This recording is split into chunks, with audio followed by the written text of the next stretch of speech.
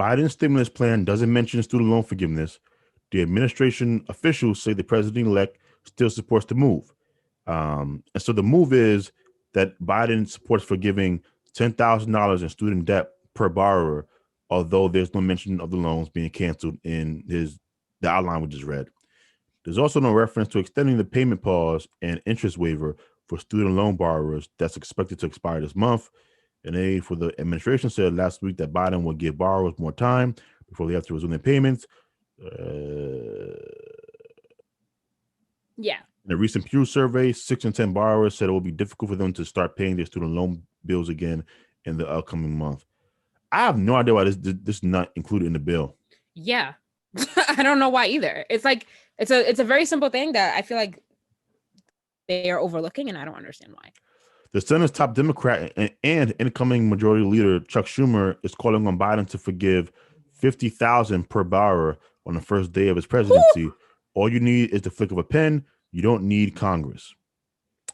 50,000 per borrower. I feel like that is very wishful thinking, and I don't think that's going to happen. It would be wonderful if it did, because that'd be all my student loans. So that's strange. He can do this through executive order. Mm-hmm. He can, but he said he wasn't going to do that. I forgot why he said that, but I saw that somewhere. I don't know, Biden. You started that to would come help across out. as Oh my god, bitch. Can we even afford that? That's what I'm saying. Like, can that be afforded? Shannon, let me ask you a serious question, because I do find that we only talk about affording these things in certain respects.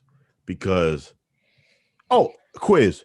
How much do you think we spend on our military budget? Oh, I don't know, like billions of dollars. No, just give me a number. I don't know, like I don't know. Is it over $1 billion? I'm gonna read you something real quick. Okay. So these are the top 4 countries with the highest military spending worldwide as of 2019. Russia spends $65.1 billion. Oh, okay. So I was way off. Okay. India spends $71.1 billion. China spends $261 billion on the defense budget. Now, with that information, what do you think the U.S. spends on their military budget? $200 billion. I don't know. I'm just saying a number. $732 billion. Oh my God. I wasn't even close. That is more than double our actual rival, which is China. We spend more than double in billions of dollars on the military of our actual rival. That is inexcusable to me. And so that is inexcusable. To your point about affordability, if they can't afford it, they should take steps to begin to afford it. And one step they could take is to decrease the federal budget that they have for the military. Though I think they just passed a new budget, right? A new military spending budget. And that's one thing the Democrats never get called out for, is that they keep signing these bills for these defense budgets.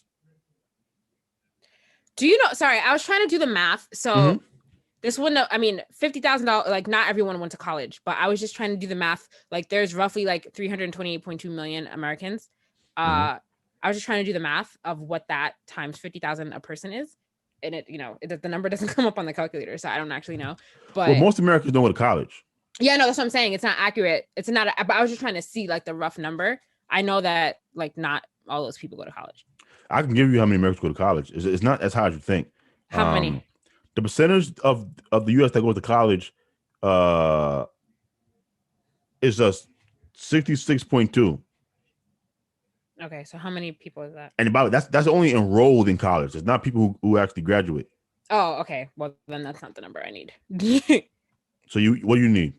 I need well, I guess I'm not gonna be able to get that number. What does 66% equate to, like in number wise? So hold on, 66.2. How many Americans are there?